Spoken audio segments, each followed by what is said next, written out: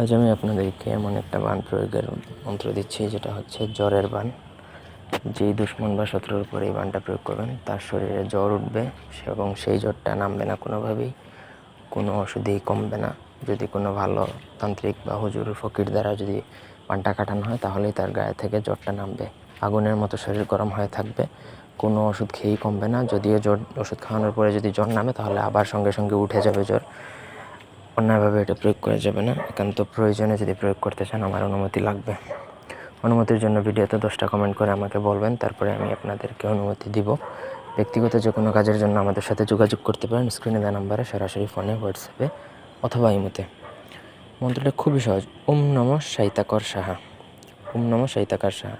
শনি বা মঙ্গলবার দিনে শ্মশানে গিয়ে চিতার মাটি ও হাড় আনবেন। শ্মশানে যাবেন শনি অথবা মঙ্গলবার দিনে অথবা রাতে, যে শ্মশানে গিয়ে চিতা যেই জায়গায় যেখানে মানুষ পোড়ানো হয় সেখানে মাটি আনবেন এবং ওইখানে সাধারণত হাড় থাকবে। যারা পোড়ানো হয় সেখানে হাড় থাকে, হাড়গুলো পড়ে থাকে, হাড় নিয়ে আসবেন।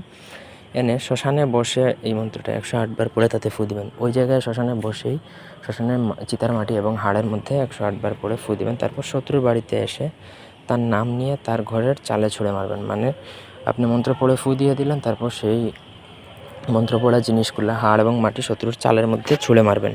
তো সঠিকভাবে যদি আপনার প্রয়োগ করা হয় তাহলে যার উপর প্রয়োগ করবেন তার উপর এমন এক জ্বরবান লাগবে, তার শরীর পুড়ে যাওয়ার মতো অবস্থা হবে। কোনো ডাক্তার, ওঝা, কবিরাজ কোনো কিছু দ্বারাই সেই জ্বর নামানো যাবে না। আমি প্রথমতই বলছি অন্যায়ভাবে এটা প্রয়োগ করবেন না। একান্ত যদি বাধ্য হন তাহলে প্রয়োগ করতে পারেন আমার অনুমতি নিয়ে। ধন্যবাদ।